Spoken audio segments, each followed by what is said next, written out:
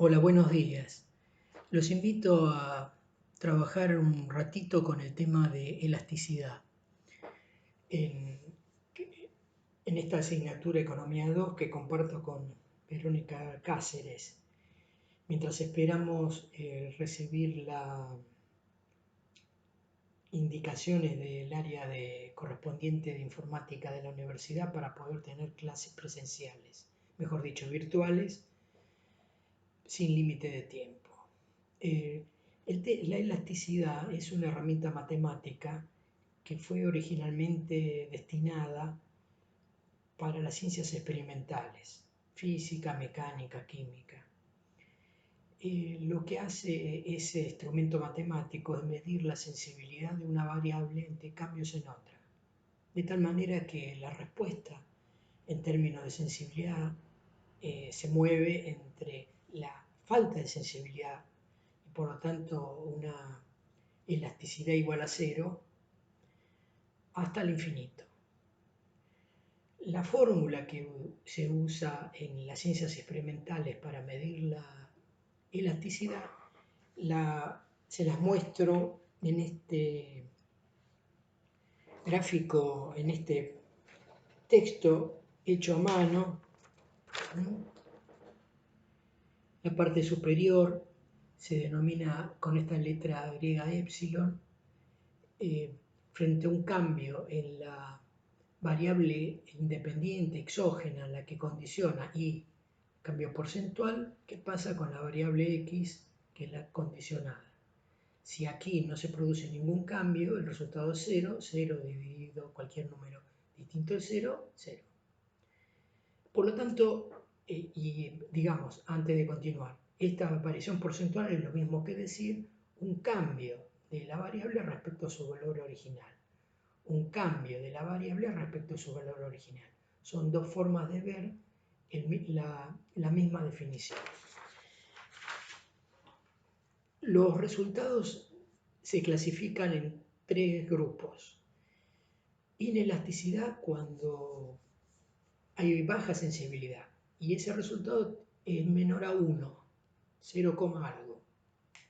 Desde 0, perfectamente inelástica, la variable condicionada, hasta 1. 1 es la elasticidad unitaria, el segundo grupo. Y después, mayor que 1 hasta el infinito, son respuestas elásticas.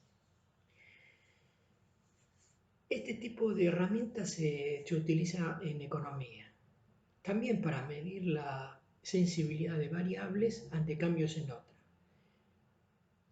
Y lo aplicamos en el mundo del mercado para analizar qué pasa con la demanda de un bien o qué pasa con la oferta de un bien o servicio ante cambios en variables que las pueden condicionar. En el caso de la demanda sabemos que la curva de demanda se desplaza, es decir, hay cambios en la demanda cuando se producen modificaciones en la renta del consumidor, o sea, de sus ingresos, en sus gustos o preferencias, en los precios de los bienes complementarios, es decir, los que se consumen junto con el bien que se está analizando, o sustitutos, su nombre lo indica.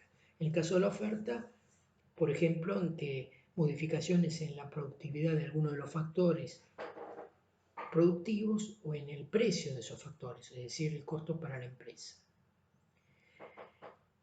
Ahí cuando empezamos a trabajar con estas situaciones, no solamente importa entonces el resultado en términos absolutos, en esas tres variantes, inelástica, elástica o unitaria, sino el signo. Cuando se trabaja con bienes normales, en el caso de la demanda y también de la oferta, pero en el caso de la demanda especialmente, decimos que cambios favorables en la renta del consumidor o en sus preferencias generan aumentos de la demanda. Y por lo tanto, siempre el resultado es positivo. Cambio positivo en el numerador, cambio positivo en el denominador. Lo mismo con las preferencias, si estas fueran posibles de medir. Pero hay alguna variante con los bienes distintos al que se analiza. Cuando se analiza la elasticidad precio cruzada de la demanda, es decir, la relación entre cambios en el precio de un bien complementario o sustituto respecto a la demanda del bien que estemos analizando, la denominamos así: elasticidad precio cruzada de la demanda. Analizamos el mercado de la manteca. El pan es complementario en el consumo de la manteca. Si aumenta el precio del pan en complementario, cae la demanda de manteca. Este es el razonamiento. El signo va a ser negativo.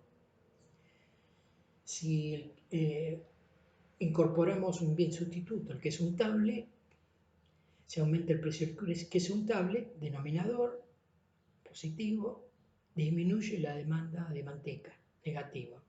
Menos, digo más, menos. Así que el signo me indica qué tipo de relación estamos analizando. Finalmente, como esta herramienta matemática no fue pensada para la economía, sino para las ciencias experimentales, y ahí en esas ciencias se trabaja con valores infinitesimales, o sea, menores que 1, infinitamente menores que 1, estas fórmulas que les mencioné se aplican perfectamente. Pero en el caso de la economía o del mundo comercial, si queremos aplicar estas fórmulas, nos va a dar posibles dos resultados. Ninguno de los dos va a ser válido. ¿Por qué? Bueno, porque la construcción habilita varias posibilidades. Entonces, le encontraron una solución, como siempre, las matemáticas tienen solución formal. La solución consiste en que ambos denominadores de la fórmula se convierten en promedio. Vean ustedes.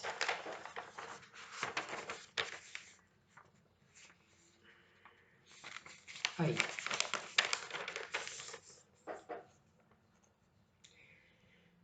La variación por ejemplo, la renta al consumidor, la variación de la renta al consumidor se divide por un promedio entre la renta que originalmente tenía más la renta que tiene al final. Dividido 2, este es el promedio. La demanda de manteca se construye con la variación en el consumo de manteca, aumente o disminuya, dividido el valor, la cantidad de demanda de manteca que se producía al principio del fenómeno, al final el promedio.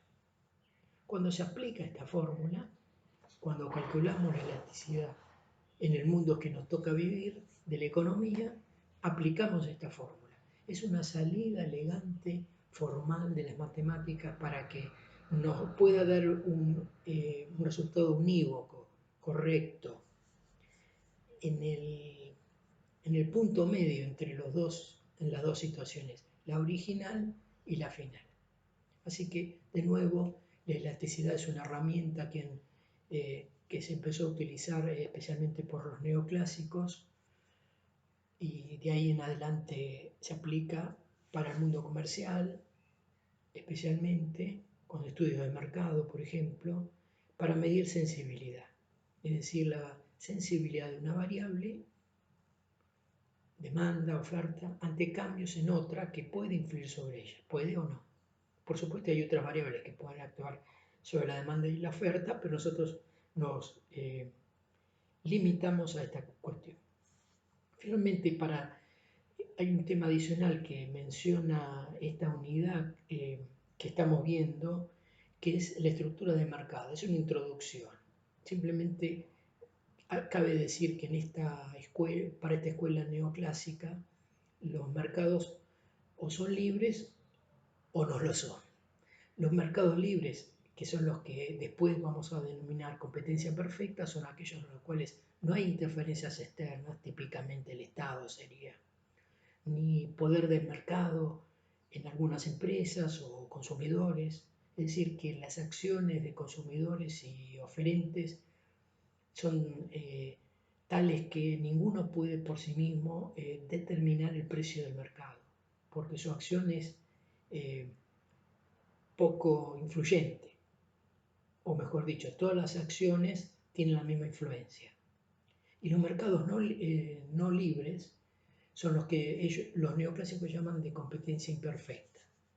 Justamente son aquellos en los cuales, por alguna circunstancia, se pierde la libertad de mercado, se pierde, mejor dicho, la competitividad, y eso tiene una serie de costos, especialmente para el consumidor. Vamos a ver más adelante, después que veamos la teoría del consumidor, la morfología de los mercados. Bueno, acá terminamos. Voy a subir este audio a YouTube y a la página.